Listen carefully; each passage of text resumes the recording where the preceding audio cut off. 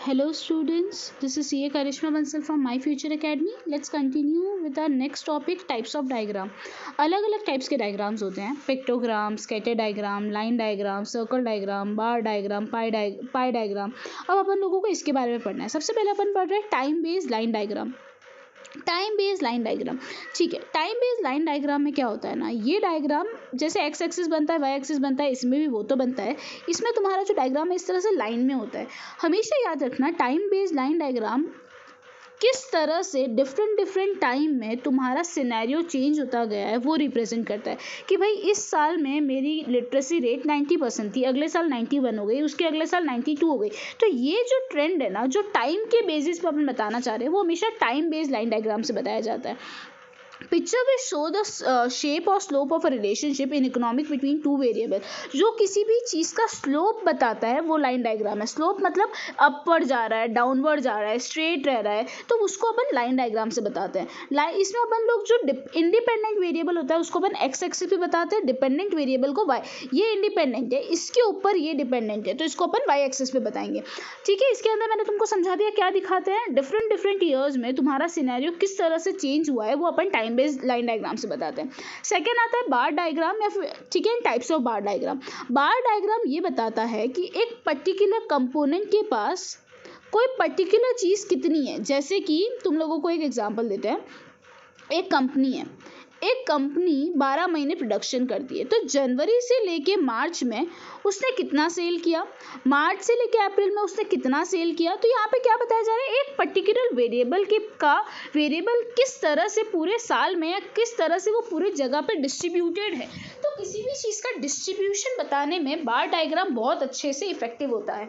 बार diagram क्या होता है, इस तरह से ये या फिर वर्टिकल बार्स बनते हैं या फिर हॉरिजॉन्टल बार्स बनते हैं इन बार डायग्राम. वो आपकी मर्जी है, आपको वर्टिकल बनाना है या हॉरिजॉन्टल बनाना है.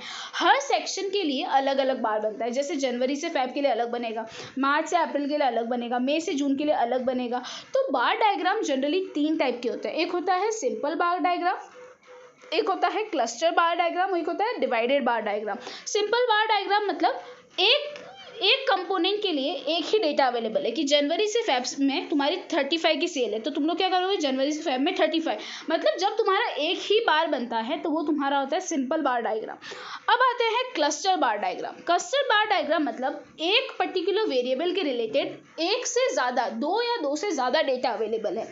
मतलब तुमको बोला है जनवरी से फेब में तुम्हारी चॉकलेट, मिड साइज चॉकलेट इतनी बिकी, मीडियम इतनी बिकी और लार्ज साइज इतनी बिकी. मतलब यहाँ पे जैन से फेब के रिलेटेड कितनी इन्फॉर्मेशन अवेलेबल है, 3 इन्फॉर्मेशन. मतलब जैन से फेब में यहाँ पे कितने बार बनेंगे, 1 2 3 बार बनेंगे. तो इस वजह से जब आपके पास एक वेरिएबल के रिलेटेड 2 या 2 से ज़्यादा डेटा होता है तो अपन उसको बोलते हैं क्लस्टर बार डायग्राम. क्लस्टर बार डायग्राम हमेशा एक से ज़्यादा बार के लिए होता है. ठीक है, इतना समझ आ गया तुम लोगों को. In this type of graph values of variables and over a common base are given for more than one section of a related parameters. Here cluster of bar with the same variable. ठीक है, ये तो ठीक है, ये कुछ काम का नहीं है. बस तुम लोगों को यहाँ पे अलग अलग एक पर्टिकुलर वेरिएबल में एक से ज़्यादा डेटा दिया होता है. डिवाइडेड बार डायग्राम मैंने तुम लोगों को पता करवाया था, अपन ने 11th में भी किया था. डिवाइडेड बार डायग्राम में क्या होता है ना, इसमें एक ही बार बनता है. जैसे ये रूरल एरिया है, जैन से फेब का एक बार बनेगा. अब एक रूरल और अर्बन अलग अलग दिया है, रूरल का 30, अर्बन का 40. तो अपन इसमें ऐसा नहीं बनाते रूरल का 30 इसका 40, इसको तो अपन क्लस्टर बोलते हैं. सब डिवाइडेड में क्या बोलते हैं, ये डिवाइडेड बार डायग्राम मतलब आप क्या करोगे, टोटल कितना है 70, आप 70 का एक बार बनाओगे, यहाँ पे 30 की लाइन बनाओगे, ये बच्चा कुछ 40. मतलब आप दोनों डेटा एक ही बार के अंदर रिप्रेजेंट कर रहे हो. तो ये तुम्हारा क्या होता है, डिवाइडेड बार डायग्राम. इसको क्या बोलते हैं, डिवाइडेड बार डायग्राम. ये है ना बहुत ज़्यादा प्रॉपर विजुअल इफेक्ट क्रिएट करने में हेल्प करवाता है. जब आपको विजुअली स्ट्रॉन्ग डायग्राम बनाना होता है ना, तब आप जनरली क्या बनाते हैं, आप बनाते हैं divided bar diagram. Aspects to be consider while drawing a bar diagram. क्या क्या चीज़ें आपको ध्यान में रखनी चाहिए जब आप एक बार डायग्राम बना रहे होते हैं.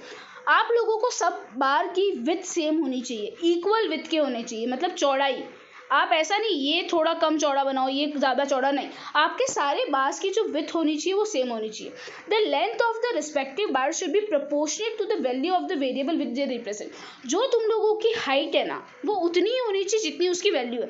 अब इसकी वैल्यू 70 है तो इसकी बार की हाइट भी कितनी होनी चाहिए, 70 होनी चाहिए। अगर तुम लोग 90 का बार बना दोगे तो वो तो 90 रिप्रेजेंट करेगा, तो उसकी हाइट कितनी होनी चाहिए, जितनी उसके वेरिएबल की वैल्यू है उतनी। Distance between the bar should be same. इन दोनों के बीच में जो डिस्टेंस है ना, इन दोनों के बीच में भी उतना ही डिस्टेंस होना चाहिए, इन दोनों के बीच में भी उतना ही होना चाहिए। हर बार के बीच में इक्वल डिस्टेंस होना चाहिए।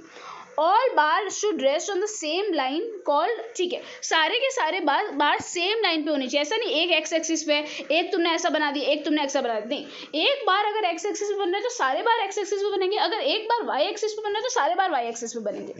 All the vertical bars should be arranged from left to right in order of the data series. Therefore, the bar representing first data in the series is drawn first near the point of the origin. Data series wise arrange होना चाहिए, बार series wise arrange होना चाहिए। ऐसा नहीं तुम लोग है ना पहले है ना मार्च और अप्रैल वाला दिखा दो फिर जनवरी या फरवरी, नहीं, डेटा हमेशा सीरीज वाइज अरेंज होना चाहिए। जो फर्स्ट डेटा होगा वो ओरिजिन के पास में होगा, उसके बाद नेक्स्ट डेटा उसके आगे वाले में होगा, तो डेटा हमेशा सीरीज वाइज अरेंज होना चाहिए। तो ये तुम्हारा बार डायग्राम का पार्ट खत्म हुआ। अब आगे आता है पाई डायग्राम। पाई डायग्राम मतलब अपन लोग एक सर्कल लेते हैं, उस सर्कल को ऑन द बेसिस ऑफ बोलते हैं ना 360 के बेसिस पे उसको डिस्ट्रीब्यूट करते हैं।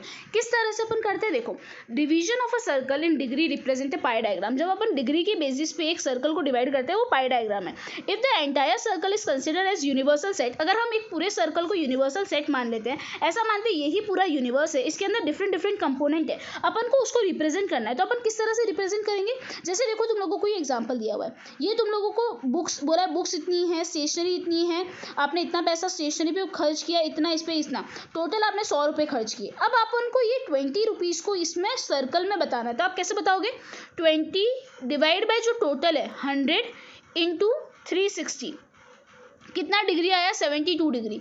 तो आप क्या करोगे, सर्कल के अंदर 72 डिग्री का एक कॉलम बनाओगे और उसको अपन बता दोगे क्या, वो आपने बुक्स पे खर्च किया। तो इस तरह से जब अपन अपने सर्कल को डिग्री में तोड़ते हैं, इसका जब डिविजन्स करते हैं, इसको अपन बोलते हैं पाई डायग्राम। पाई डायग्राम में क्या क्या चीज़ें अपन को ध्यान रखनी पड़ती है। पाई डायग्राम हमेशा 360 डिग्री का होता है। Degree for subdivision are calculated in proportion to the value. Degree जो आपकी डिग्री है ना, आप तुक्के में नहीं, आपको उसकी वैल्यू के बेसिस पे ही उसको डिग्री अलॉट करनी है। अगर वो 20 डिवाइड बाय 100 कितना होता है, 20 डिवाइड बाय 100 अगर करते हैं तो ये 1/5 मतलब 0.2, मतलब 20% पार्ट ही उसको मिलना चाहिए। तो जितनी उसकी वैल्यू है एक सर्कल में उसको उतना ही प्रपोर्शन मिलना चाहिए, उसकी वैल्यू से ज़्यादा आप उसको प्रपोर्शन नहीं दे सकते। If the relevant data is to be compared across region और time period then 2 pie diagram can be drawn side by side.